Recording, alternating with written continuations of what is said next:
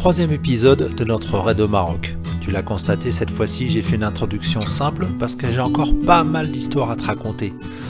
À la fin du deuxième épisode, on s'est arrêté à Zagora pour faire la mécanique sur nos machines, se reposer un peu, visiter la ville, faire quelques courses parce que là, il nous reste un morceau de choix.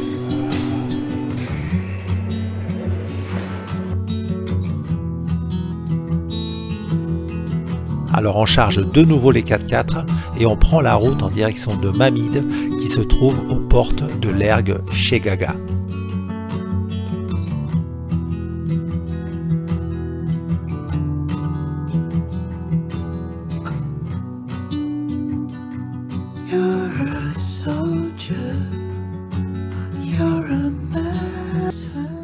Alors là en fait on est dans un camping de Mamid. Donc top confort. Donc ça c'est le bar. Ça bon c'est là qu'est le disc-jockey pour les soirées mousse. Et là on va aller jouer par là aujourd'hui. Là c'est le terrain de jeu. Ah moi j'y souille. Oh l'éclat total du truc. Merci les copains. Merci beaucoup.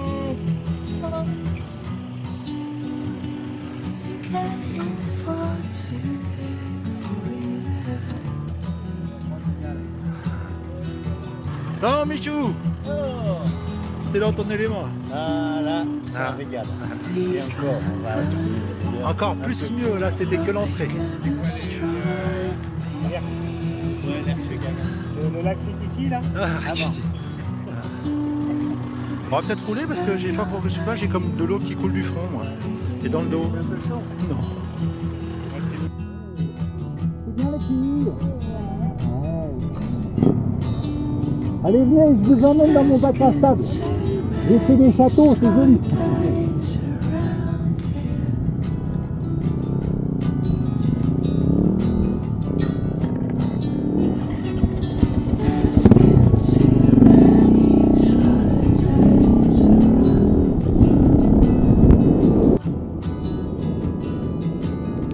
Ma technique pour éviter de trop fatiguer dans le sable meuble est d'éviter au maximum les ornières faites par les autres véhicules et d'aller chercher le sable vierge sur les côtés.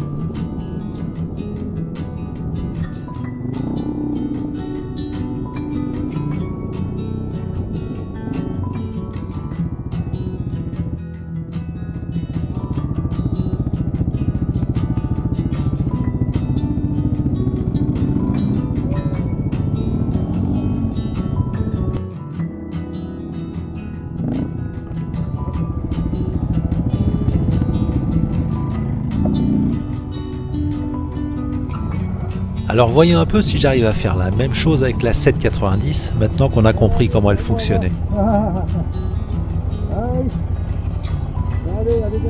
normal. Vers normal, ça dure un petit patinage ou un petit patinage, au trop.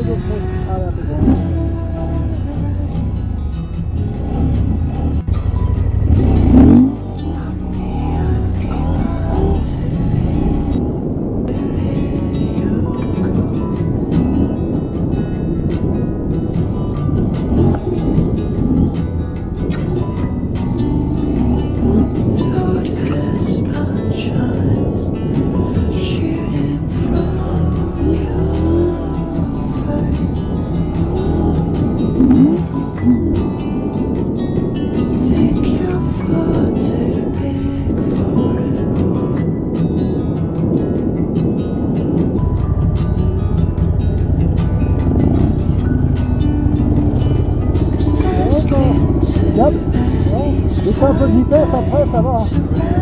J'évite les grosses ornières de sable, pour ça je passe sur les côtés. Après ça roule. C'est bon. Allez.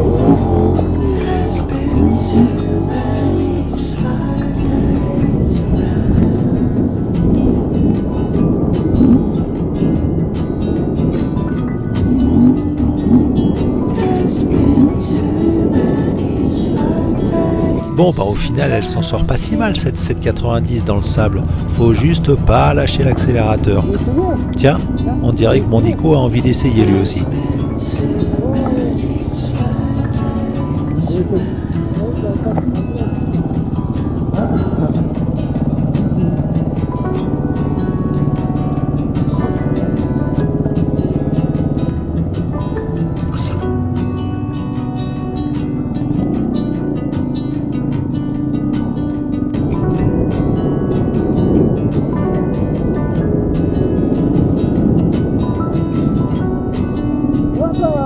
pas fumé.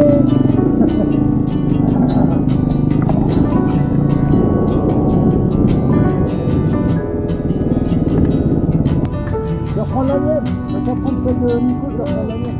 Ouais, ok. Ouais, bah au final, on n'est jamais mieux que sur sa propre machine. Elle et moi, c'est une vieille histoire. On est un peu comme un vieux couple, on se connaît par cœur.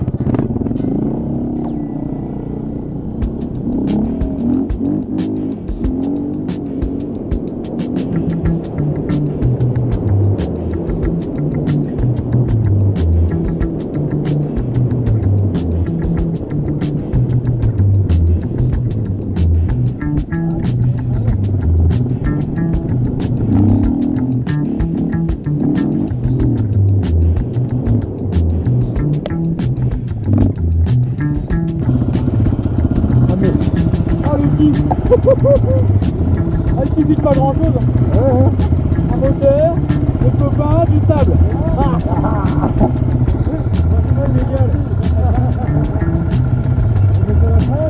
Toujours. Allez.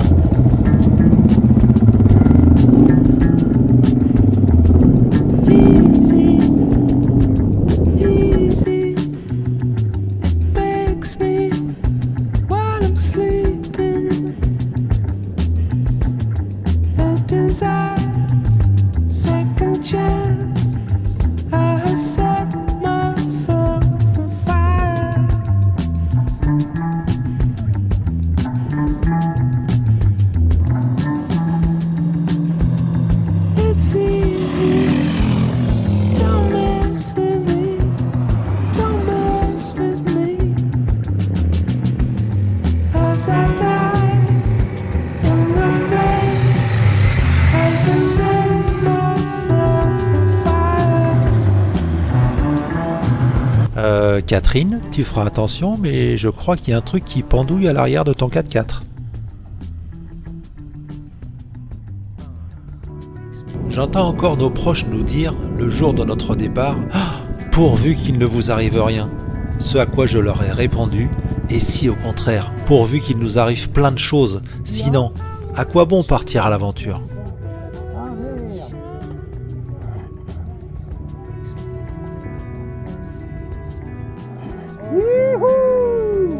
L'aventure, c'est l'aventure.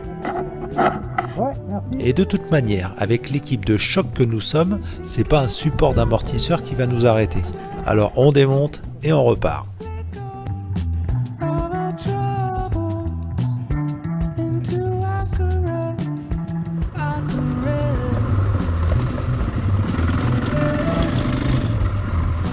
Allez, après cette petite mésaventure, on fait une halte à l'oasis sacrée, on boit un coup et on prend la direction du lac Eriki.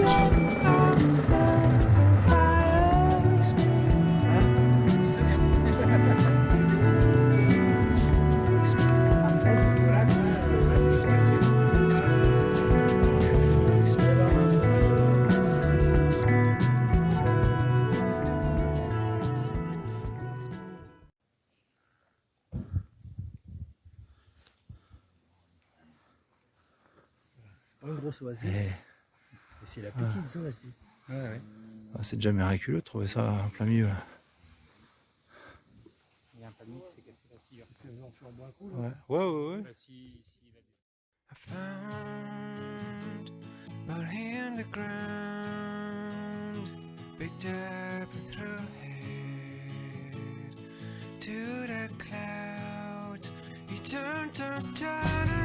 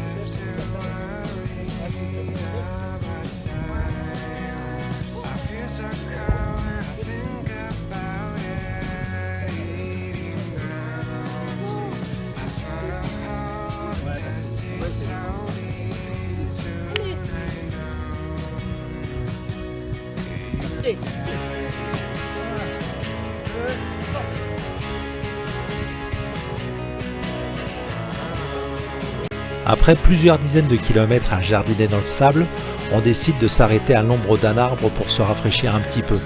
Quand tout à coup, on entend au loin un vrombissement de moteur qui annonce une énorme surprise.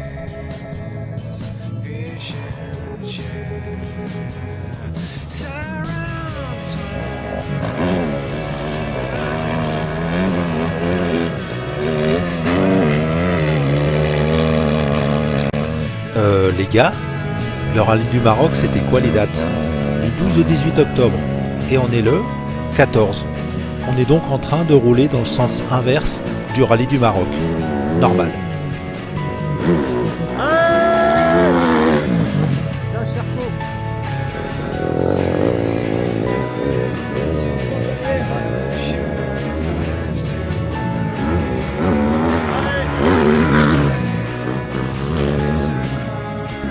Ça c'est une Honda. Ça.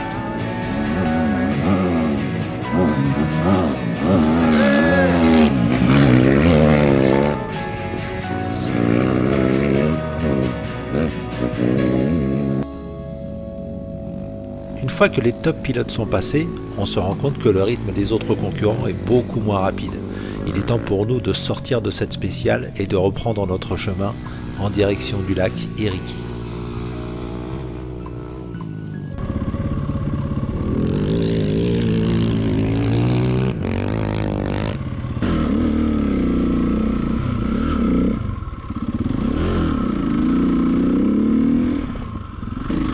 On est d'accord, rouler en sens inverse d'une spéciale de rallye, c'est pas du tout une bonne idée. Alors on profite de ce moment d'accalmie pour s'extirper de la trace en prenant soin de ne pas gêner les concurrents. Et il faut dire qu'à ce moment-là, on n'emmène vraiment pas large. C'est dangereux ce qu'on fait. Hein.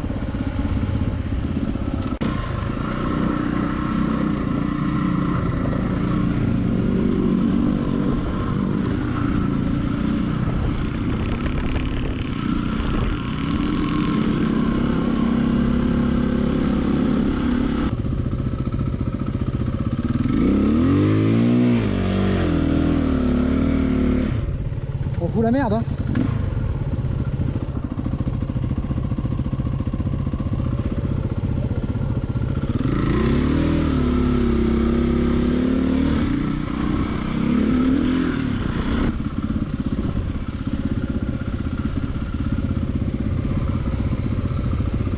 Bon, plus de concurrents à l'horizon, c'est qu'on est sorti de la spéciale. Alors on fait un point sur les GPS et on va essayer de trouver une auberge pour ce soir, histoire de nous remettre de nos émotions.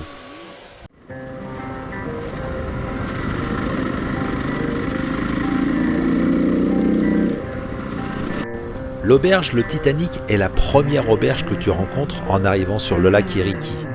Mais il faut préciser que c'est le Titanic après le naufrage. Pas trop notre délire les auberges post-apocalyptiques à la Mad Max. On va essayer d'en trouver une un peu plus accueillante.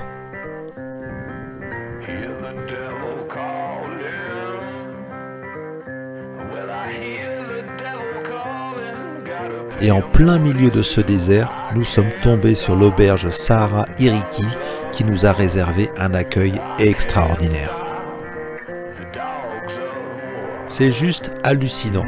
Tu es au milieu de nulle part, tu arrives à 8 sans avoir réservé et ils peuvent te loger, te nourrir, on va pouvoir prendre une douche chaude, on va pouvoir recharger les téléphones, faire le plein des motos et ça ne pose aucun problème.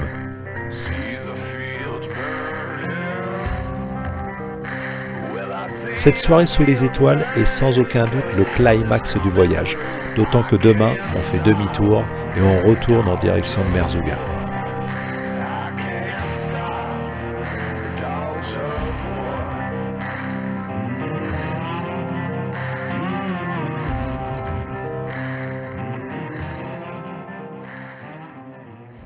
Le lendemain, c'est retour à l'oasis sacrée, soit par une piste plus facile, ou soit par les dunes. Et devinez qui a encore envie d'aller jouer dans le sable.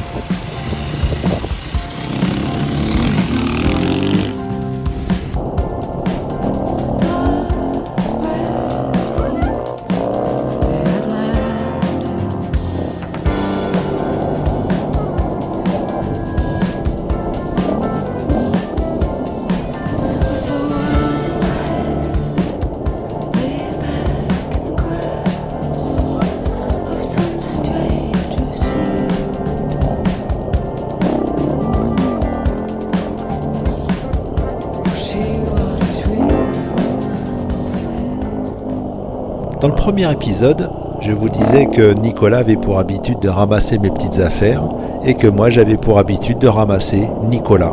Et ben ça va se confirmer juste maintenant.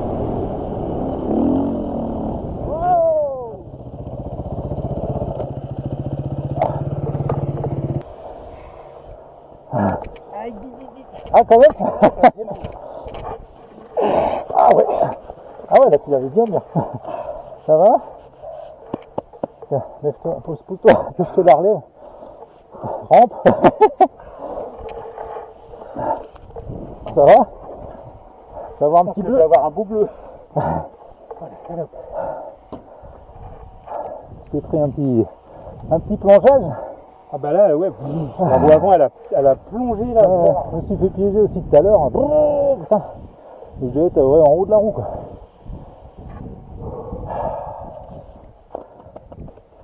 Allez. Je vais avoir un bon bleu sur le quadriceps. Et oui, je confirme, sur ce coup-là, tu t'es pas loupé, Nico.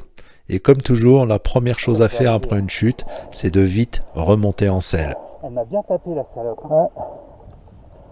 Bon, ça va, c'était pas côté peau donc. Oui. Et avec le pot, tu auras une brûlure en plus. Ça me fait mal là quand même. Hein. Ah bah ouais. Pour ça, faut rouler. Allez, on va.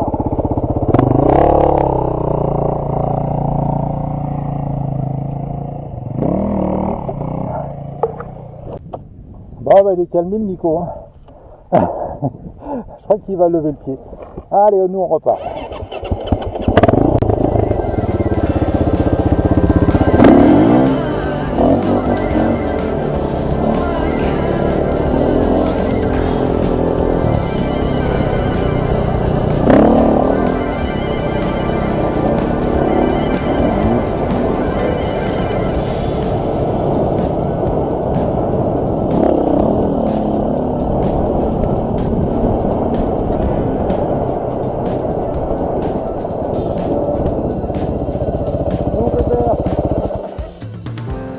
Ça va, t'es pas sauvage toi? Salut Touyou. Allez, on continue?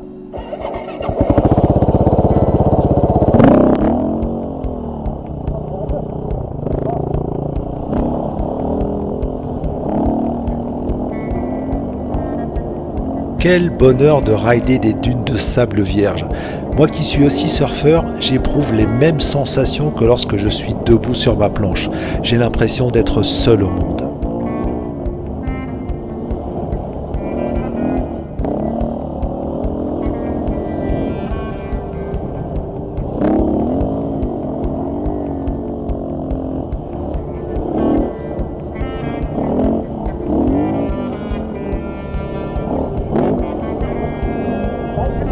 Mais en fait, plus j'avance, et plus je me rends compte que je suis vraiment seul au monde. Mais où sont passés Michel et Nicolas?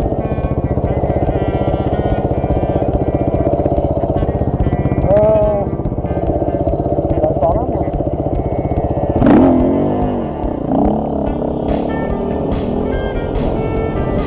Heureusement, j'ai la trace sur mon GPS. Alors je continue à la suivre en espérant retrouver mes camarades et en restant prudent pour ne pas risquer de me retrouver tanké tout seul au milieu de nulle part.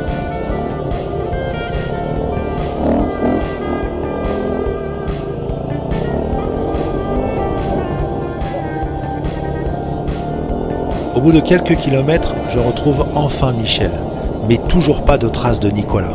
J'espère qu'il ne lui est rien arrivé. Ah, t'as vu, ça se séparait en deux en fait à un moment. Oui, oui. Voilà. Et oui, c'est vrai. Et Nico, vous l'entendez par là peut-être? Non, il est parti par là-bas, mais il nous a pas vus. Il était là dans les dunes là. Alors, il part par là, bon peut-être qu'il reviendra, mais. Ouais, ok. Bon, après il a la trace, mais. Ouais, il a la tâche, ouais. Nico, je vais voir si. C'est vrai, je te dis. Et on voyait, il roulait pas vite. Ouais, non, mais il est tombé, il s'est pris la moto sur la jambe, Aïe. donc il couine un peu. Ouais. Ah ouais. Ah bon? C'est pas grave, il va y avoir un bel hématome, tu pourras lui mettre de la crème, c'est pas grave. Ça l'a calmé aussi. Il était moins un foufou. Ouais, j'ai raison. Il est parti à droite. Là, on n'entend plus du tout. Ouais, c'est pour ça.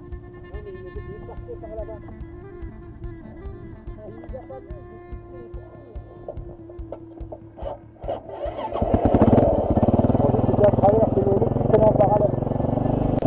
Bon, pour info, je suis Verseau, ascendant berger australien. Et là, le troupeau s'est séparé et pour moi, c'est juste pas possible. Je décide donc d'aller chercher Nico et de le ramener vers le troupeau.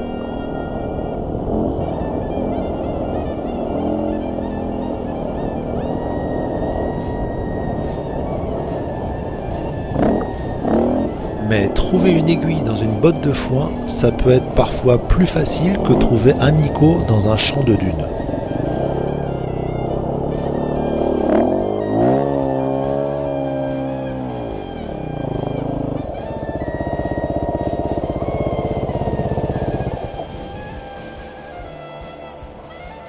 Bon, je pense que retrouver Nicolas dans ce désert, c'est peine perdue. Donc je vais utiliser une vieille technique berbère qui consiste à sortir son téléphone. Ah, ça arrive.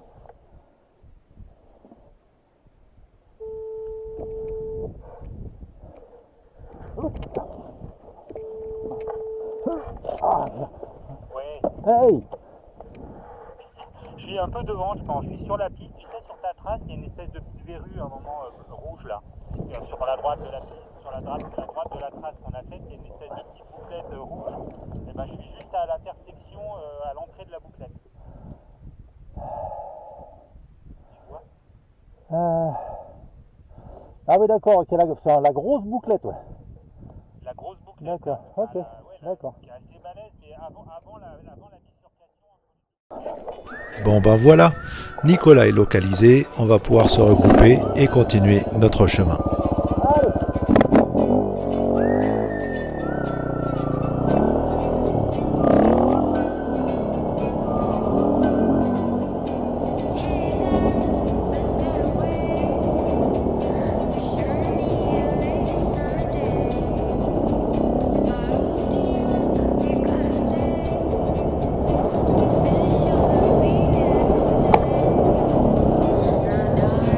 Ah, j'ai eu au téléphone. On l'a eu au téléphone. Ouais. Donc on continue les devant? Oui, là, retrouver la trace principale.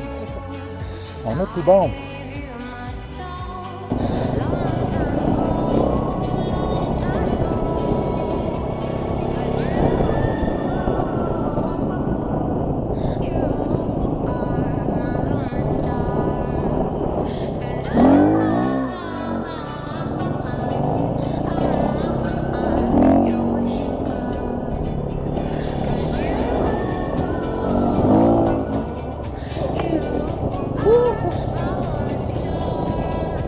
Bon allez, on va accélérer un petit peu le rythme parce que le reste du groupe qui nous attend à l'Oasis Sacrée va commencer à s'impatienter.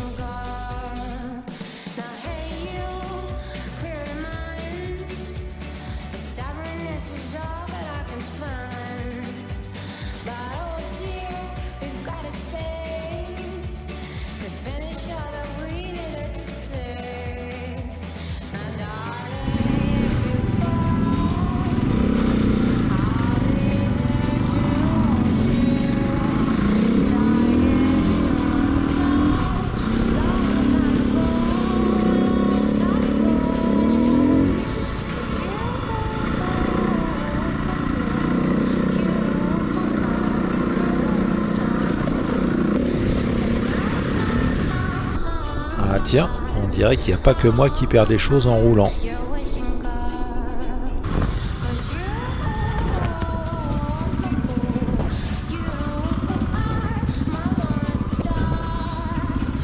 Il y avait une pelle.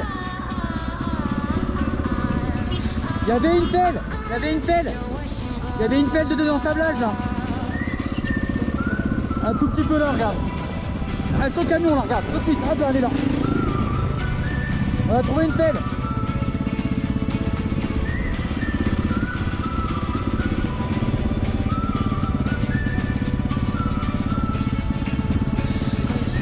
Ah mais c'est surtout que j'ai failli me la prendre.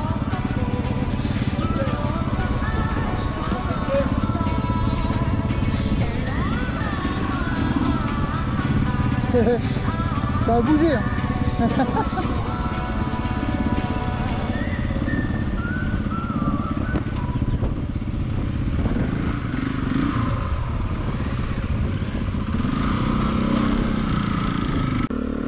bizarre, plus on avance et plus on entend les mêmes vrombissements de moteur que la veille.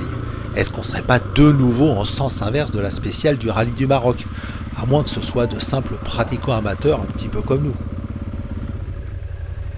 Moto en face, hein.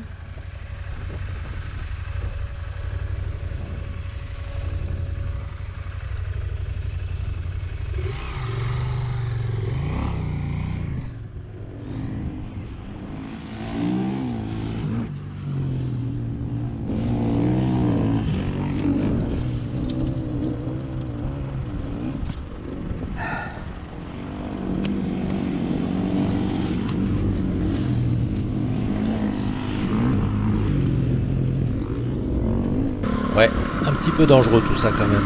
Dans le doute, on va avancer prudemment et essayer de trouver un endroit pour se réfugier.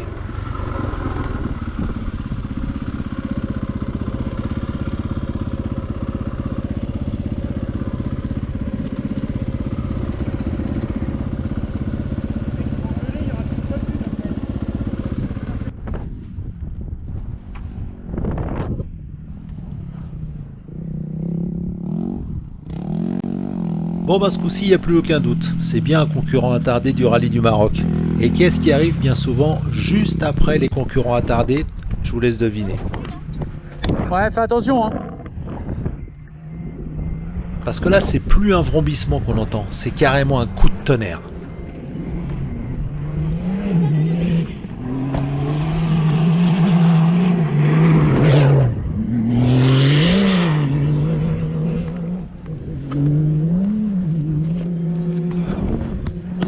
Oui, c'est ça, un coup de tonnerre poursuivi par une abeille bio-ionique.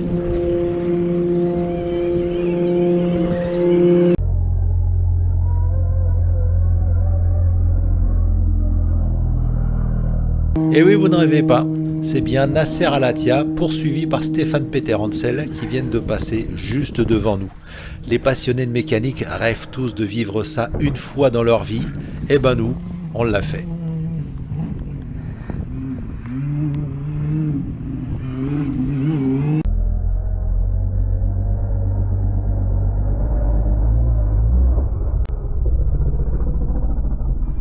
Enfin bon, on va pas trop fanfaronner parce que ce qu'on vient de faire à notre insu, c'est du grand n'importe quoi. Et je pense que les pilotes sont encore en train de nous maudire. Alors on sort de la piste et on se trouve un promontoire pour admirer le spectacle.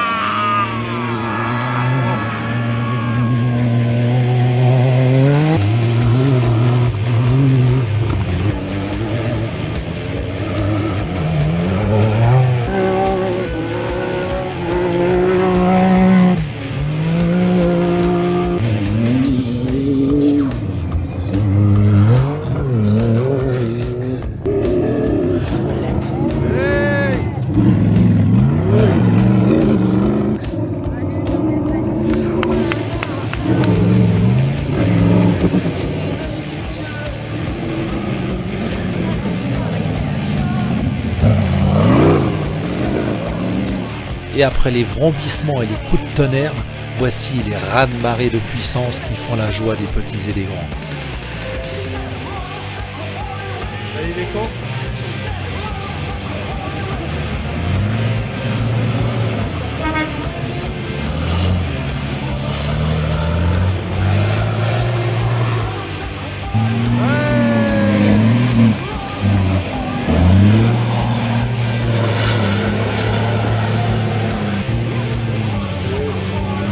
Regarde, il se met sur le côté.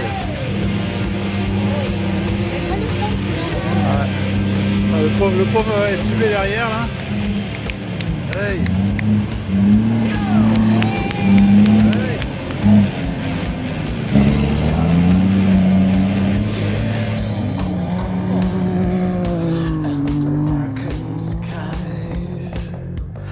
Ce coup-ci, tous les concurrents sont passés, on va pouvoir reprendre la piste et rejoindre Mamid beaucoup plus sereinement. Et au passage, admirer la technique pour faire démarrer un gros trail dans le sable. Seconde gros coup de gaz, tu lâches l'embrayage d'un coup sec et ça démarre, sans oublier d'arroser copieusement ton patoche qui se trouve juste derrière.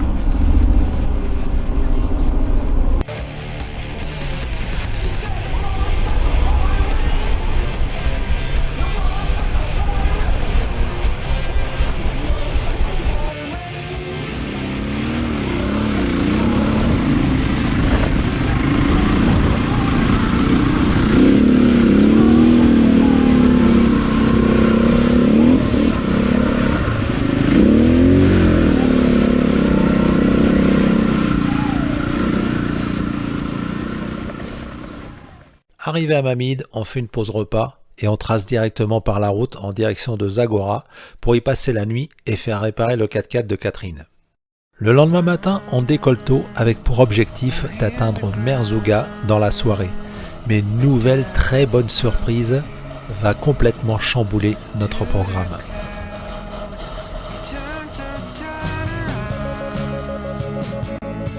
En effet, une nouvelle fois, nous nous sommes retrouvés face au rallye du Maroc, mais ce coup-ci à l'arrivée de la dernière étape du rallye, celle où tous les pilotes arrivent et prennent le temps de s'arrêter pour faire une pause.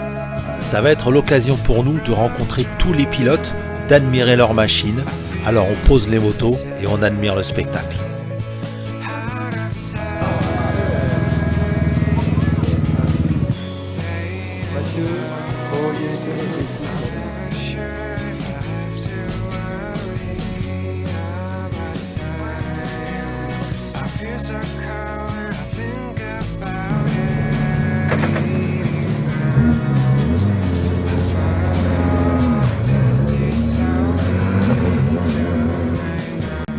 Et oui, vous ne rêvez pas, c'est bien lui, c'est bien mon patoche qui admire la voiture d'un mec super sympa qui a tenu à faire une photo avec Patrick et Michel et ils ont bien voulu se prêter au jeu de la célébrité.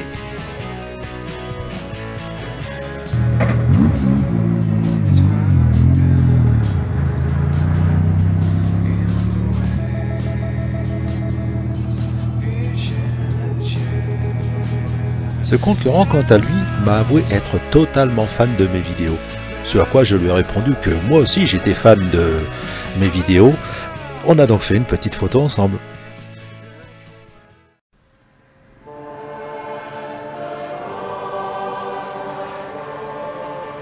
Non mais là par contre, on déconne plus. Parce que celui qui est en train d'arriver, c'est carrément mon idole, Monsieur Stéphane Peterendsel, qui a bercé mon adolescence et qui m'a donné envie un jour de me mettre à l'enduro.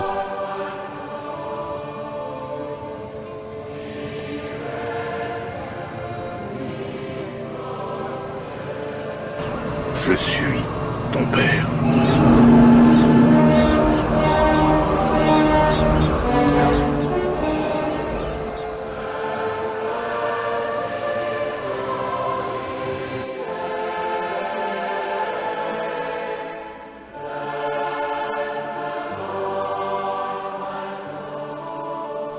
Alors merci à tous ces grands champions d'avoir bien voulu nous accorder un peu de leur temps et désolé de vous avoir dérangé. La prochaine fois, on tâchera de se renseigner un peu avant d'aller arpenter les pistes marocaines.